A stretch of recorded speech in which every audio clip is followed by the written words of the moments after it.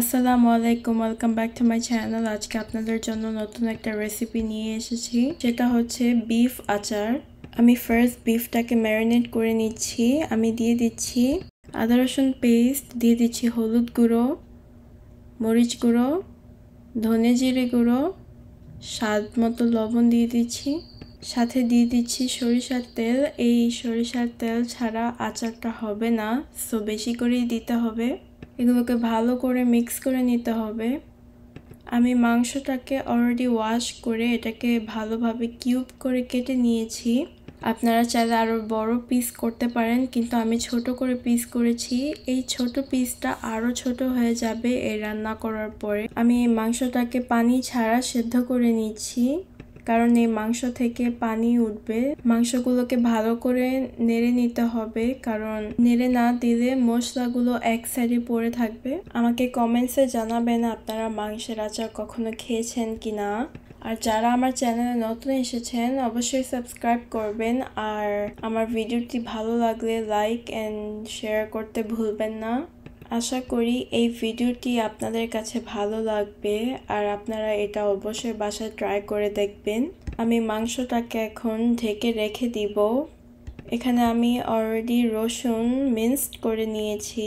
রসুনটা মিন্সড করেছি কারণ এটার একটা টেস্ট আছে, আর মিন্সড করা রসুনের টেস্টটা আলাদা। এটা আমি এখন বাটা সর্ষে বাটার সাথে আমি রেখে দিব। আমি যেটা আপনাদেরকে বলেছিলাম, এই মাংসর থেকে অলরেডি পানি উঠেছে। দেখুন কতটুকু পানি উঠেছে, কিন্তু অলমোস্ট ড্রাই হয়ে যাচ্ছিল, তাই আমি আরেকটু পানি অ্যাড করে নিয়েছি, কারণ গরুর মাংস হতে অনেক সময় লাগে আর মাংসটা এখনও শক্ত ছিল। এই বিফ আচার বানাতে আমি এখানে কাঁচা আম নিয়েছি। কাঁচা আম ইউজ করবো একটু এটা স্বাদের জন্য। কাঁচা আমের টেস্টটা এই বিফ আচারটা আরও পাল্টিয়ে দিবে, মানে এটার স্বাদটা আরও বেশি বাড়িয়ে দিবে। আপনারা চাইলে কাঁচা আম নাও ইউজ করতে পারেন, কিন্তু ইউজ করলে আরও ভালো। আমি এই কাঁচা আমটা হচ্ছে কিউব করে কেটে নিচ্ছি। আমি যেভাবে মাংস কেটেছি সেভাবে কিউব করে কেটে নিচ্ছি। সিন্স আচার বানাচ্ছি, সব কিছু সেম সাইজ হলেই ভালো হয়। এই আমটা হচ্ছে অনেক টক, সো আপনারা যদি টক খেতে পছন্দ করেন বেশি করে আম ইউজ করবেন, আর যদি বেশি টক না পছন্দ করেন তাহলে অল্প ইউজ করতেও পারেন, অথবা আম নাও দিতে পারেন। এই বিফের আচার যে খাওয়া যায় এটা আসলে সবাই জানে না, কিন্তু আপনারা এটা শিখে নিন, তাহলে আপনারাও বাড়িতে বানাতে পারবেন। আমি আমটাকে পুরোপুরি কিউব করে অলরেডি কেটে নিয়েছি। এখন আমি আপনাদেরকে দেখাবো আমি আরও কি কি ইউজ করব এই আচার বানানোর জন্য। এখানে নিয়েছি কাঁচা আম, রসুন, লাল মরিচ আর সরিষা নিয়েছি। এখানে আমি দেখুন এই পানিটা এখনো অনেক আছে, আর মাংসটা এখনো ভালো করে শুকায়নি, তাই আমি এটাকে মিক্স করে নিচ্ছি। আমি এটাকে ঢেকে রেখে দিয়েছি। তো এখানে মেইন ইনগ্রিডিয়েন্ট নিয়েছি ভাজা পাঁচফোড়নের মশলা, আর নিয়েছি গরম মশলা।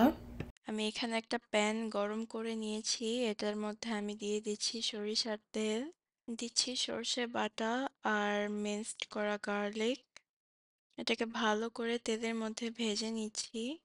তেলটার সাথে এটাকে ভেজে নিয়েছি কারণ এটা একটা ফ্লেভার আসবে, সাথে লবণ দিয়ে দিয়েছি। এখন আমি ইউজ করছি কাঁচা আম। আমটাকে ভালো করে মিক্স করে নিতে হবে, কারণ আমটা যদি ভালো করে মিক্স না করি তাহলে এই আমটা গলবে না, আর মশলাটাও লাগবে না। এখানে দিয়ে দিচ্ছি রসুন আর লাল মরিচ। এই দুটো আমি ভালো করে মিক্স করে নিচ্ছি। রসুন আর মরিচটা একটু বেশি করে দিলে ভালো হয়, কারণ এটা আচার, আর রসুনের আচার তো আপনারা জানেন খেতে কতটা মজা। আর মরিচটাও যখন আচার হয়ে যায় তখন এটা খেতে আরো মজা লাগে। ভালো করে এটাকে মিক্স করে নিতে হবে। এটা বেশিক্ষণ চুলায় রাখতে হয় না। এখন আমি দিয়ে দিচ্ছি গরুর মাংস।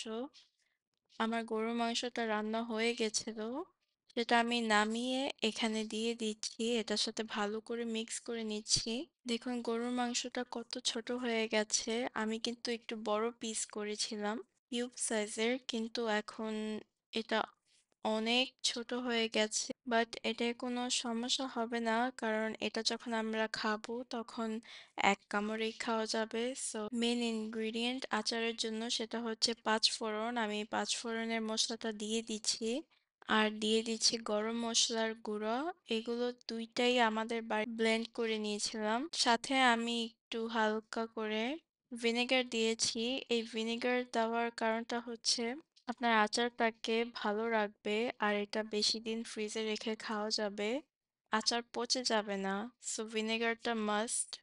আমাদের আচার বানানো হয়ে গেছে। আমি এখন এটাকে তুলে নিচ্ছি। একটা প্লেটে আমি এটা সার্ভ করে নিচ্ছি। আমার কাছে কিন্তু আচারের কালারটা অনেক দারুণ লেগেছে। এই বিফ আচার হচ্ছে আমার ফার্স্ট টাইম ট্রাইং করা। এটা ইভেন বাসায় বানানো ফার্স্ট টাইম। মাশাআল্লাহ অনেক সুন্দর হয়েছে। আমি নিজে বানিয়েছি তাই বলে না, কিন্তু আপনারা এটা বাড়িতে বানালে আপনাদেরটাও সুন্দর হবে। আমি এখানে বিরিয়ানি নিয়েছি, বাড়িতে বানানো বিরিয়ানি আমার মা অল্প করে রান্না করেছে। তো আমি বিরিয়ানিটা দিয়ে আচারটা খেয়ে দেখব। আমি সাথে এখানে স্পার্কলিং আইস ওয়াটার নিয়েছি।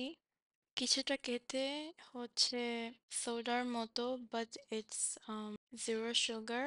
আমি আচারটা খেয়ে নিয়েছি বিরিয়ানির সাথে। আর আপনাদেরকে কিভাবে বলবো, আমি তো কোনো ব্রেক না নিয়ে আমি খেতে খেতে আমি শুধু খেতেই আছি। আমার কাছে আচারটা অনেক ভালো লেগেছে আর বিরিয়ানি দিয়ে খেতে তো আরো মজা লেগেছে।